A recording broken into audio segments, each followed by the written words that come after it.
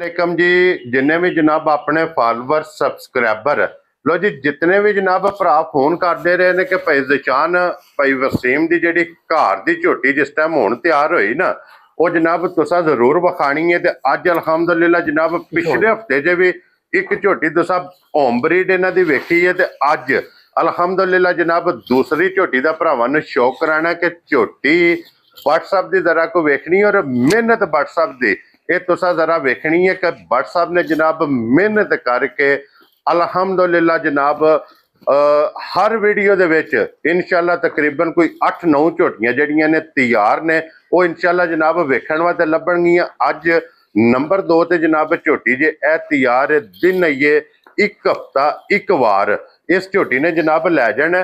झोटी का थन, झोटी का हुसन, झोटी की नस्ल एक एक अंग ते जनाब भरावां ने फोकस करना है कि इस लिबास नाल इस झोटी का दूर तक कोई तलक नहीं बादशाह ने इस लिबास नाल। जी बिल्कुल जनाब। झोटी दे ये तारीख के जनाब एक वार बाकी है, अज सोमवार है, मुड़दे सोमवार नो इस झोटी दे जनाब दिन पूरे होने ने, क्योंकि एक हफ्ता ये जनाब थान किसे लगे होवे। हाँ जी जनाब, यह झोटी जे कि जिन्हों आजाद हासिल है कि अल्लाह के फजल नाल इन्हें जितने भी सूबे सुने ना, इन्हें अपना थान, अपना लिबास, अपना वजूद इस तरह कायम रहेगा।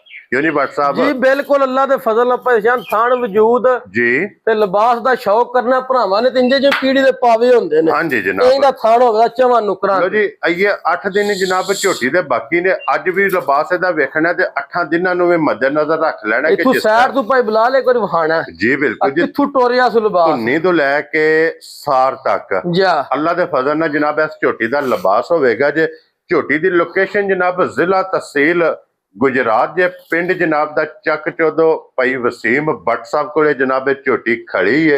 और व्हाट्सएप अपना नंबर बोलो जी 0349 2660 585 585। लो जी, ये तो प्लस